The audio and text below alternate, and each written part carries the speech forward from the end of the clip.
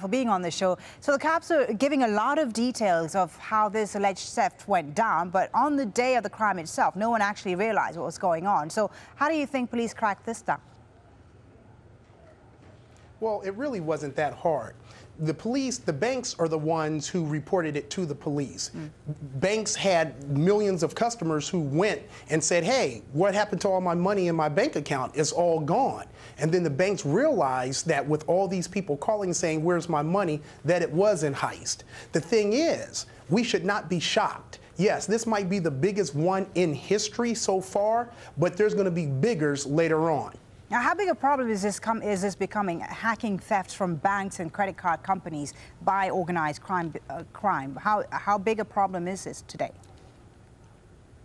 This is very big, and I'm glad you said it. It's organized crime. We know organized crime as being like the mafia and these guys in a back room smoking cigars who go out and do gambling and prostitution and things of that sort. Well, now it's hiring 12-year-old, 15-year-old computer hackers to break in and steal, break into a bank, steal ATM machines, PIN numbers, or get employees to go work for some of these banks so they can understand how the bank operates and then feed that information back to the syndicate, and that's when they decide to put their how they're going to commit the crimes. And in this particular case, this is very important.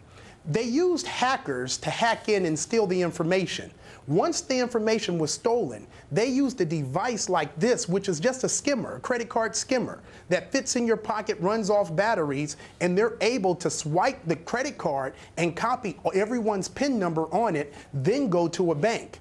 But this crime probably took years to plan, because it was so worldwide where, they knew what ATMs, what countries, what banks they were going to hit and when they were going to do it. So this was a very, very big crime. And then one of the ringleaders, as you said in the report, was murdered. Right. So this should tell you how big it was. Let me ask you something, Gregory. Is this something easy to do? I mean, does anyone who's a bit tech savvy can do this, or do you have to have some sort of PhD in hacking to do this?